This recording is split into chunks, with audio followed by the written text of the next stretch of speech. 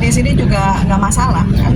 Dari dulu saya udah ngomong kan, nggak masalah, nggak pernah mempermasalahkan masalah biaya apa segala macam karena saya tahu persis bagaimana kondisi dia.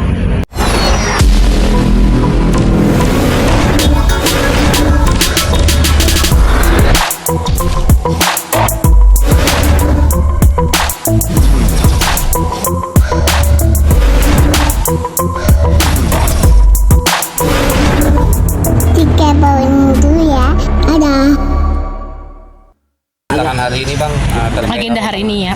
Agenda hari ini kita pendampingan saksi ya untuk melengkapi perkara yang sedang diproses oleh Polda Metro Jaya. Alhamdulillah proses hukumnya berlanjut dan mudah-mudahan akan menemukan titik terang sehingga bisa mencari keadilan yang memang seadil-adilnya untuk Aisyah dan ibunya Puput. Saya akan memperjuangkan proses hukum ini semaksimal dan sepenuh dengan kemampuan tim kuasa hukum dari kakak Puput ya. Mudah-mudahan segala sesuatunya diberi kelancaran oleh Allah Subhanahu wa Ta'ala. Proses hukumnya ini sangat positif sekali karena tinggal sedikit lagi akan menemui titik terangnya. Untuk lebih lanjutnya nanti pasti akan kita bagi lagi ke teman-teman wartawan semuanya. Kira-kira itulah yang bisa saya sampaikan untuk saat ini. Mungkin Ibu Puput ada tambahan? Cukup ya. Bun, terkait dengan hak asuh Aisyah sendiri dari pihak sana kan kabarnya mau bertanggung jawab dengan catatan Aisyah ada di pihak Pak D. Nah, kalaupun misalkan Aisyah ada di pihak Bunda Puput sendiri, di pihak sana bilang tidak mau gitu. Gimana Bun tanggapannya? Ya nggak usah juga, nggak perlu juga kan. Kalau harus ya di sini juga nggak masalah kan.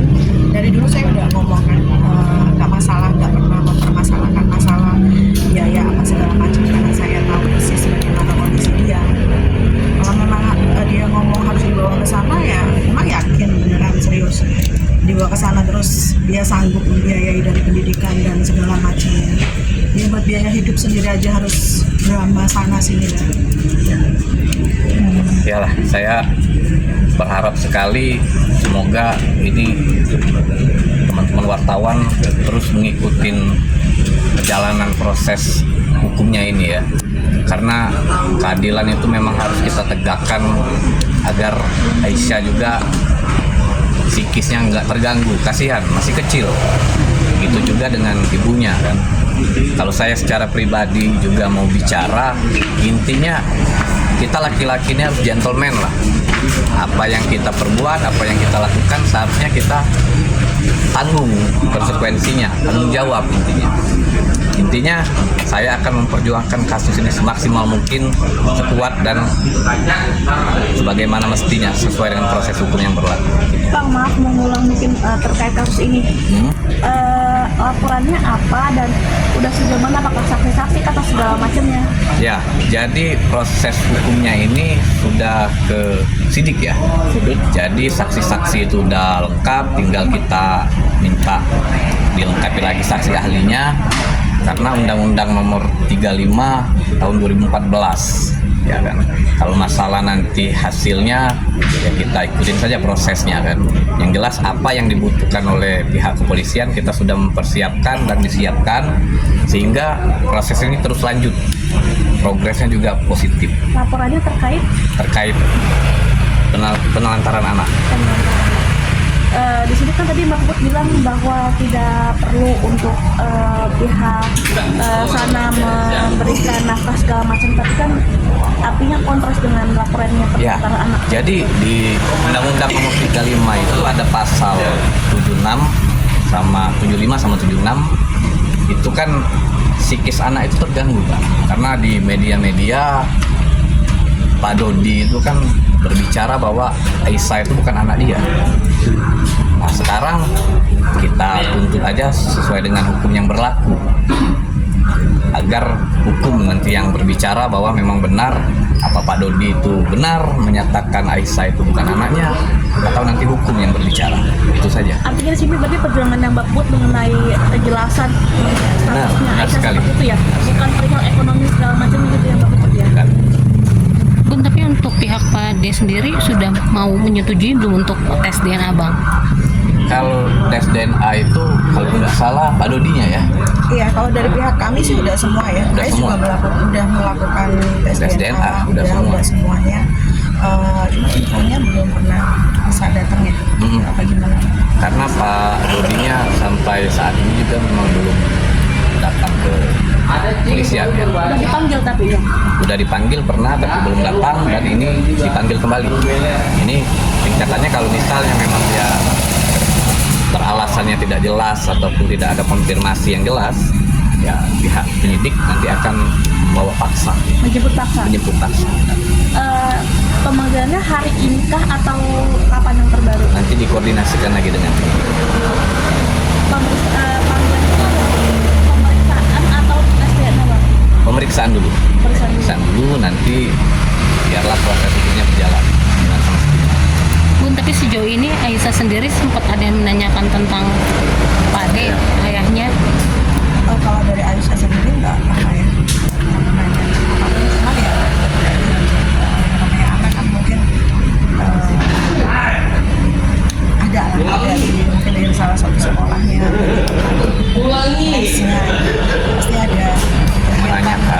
menanyakan dan ada kegiatan. Tanya terakhir yang benar-benar bikin aku down banget pas liburan kemarin ya, di sekolahan itu ada tugas yang harus menceritakan liburan itu bersama mama papanya itu seperti apa. Iya. Dan itu sempat bikin aku shock karena dia pulang sekolah di Geme gitu kan. Kenapa kok dia nggak biasanya ceria? Ya kan, liburan sama mama aja sama kakak-kakak. Di sini kan harus menceritakan ada papanya. Terus gimana ceritanya? Itu yang bikin aku oke. Jadi kembali lagi aku bawa ke psikolog yang sudah difasilitasikan oleh Polda.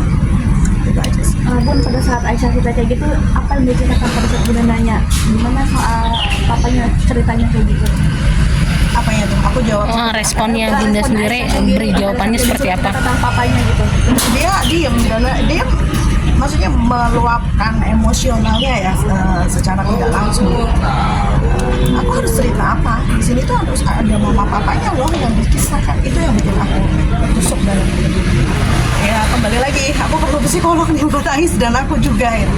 Cuman alhamdulillah dari hasil psikolognya juga di sana kan dia lebih aware, lebih terbuka ya, lebih terbuka untuk unek-uneknya dia lebih bisa dia ungkapkan semua. Tapi kalau dari Mbak Pul sendiri mengeluarkan Ais seperti apa, mungkin kayak walaupun hatinya tusuk juga gitu. Ya pasti ya, semaksimal mungkin ya sebagai seorang ibu ya meminta Ais untuk Ais kisahkan aja kan Ais dalam sama mama sama kakak sama kakak Cika sama kakak Tika sama kakak Irzal. Jadi oh ya oke boleh ya diceritain itu. Jadi Ais ceritanya nggak ada papanya di sini ya nggak usah. Kapan terakhir kali Aisyah ketemu sama papanya?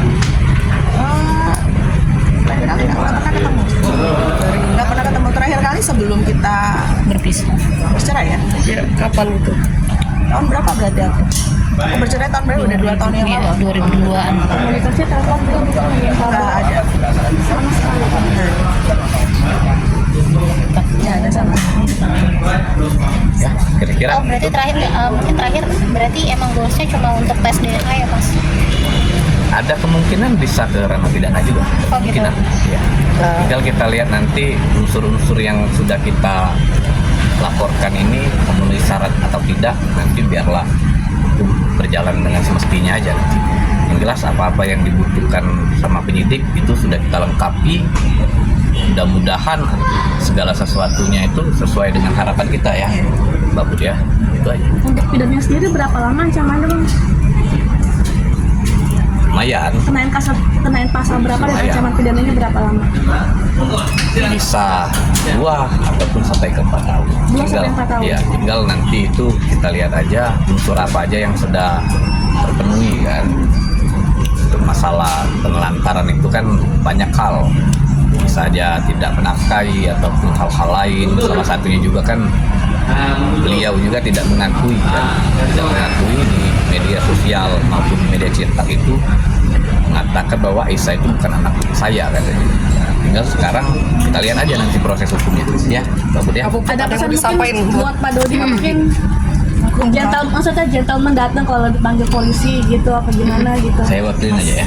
Intinya kalau memang Pak Dodi itu laki-laki ya, laki-laki itu rata-rata itu gentleman lah ya. Kalau enggak ya kita buktiin aja nanti proses hukumnya. Kalau misalnya memang iya ya akuin aja iya anak, apa susahnya kan, kasihan, itu aja. Terima kasih teman-teman waktunya, kami izin pamit ya.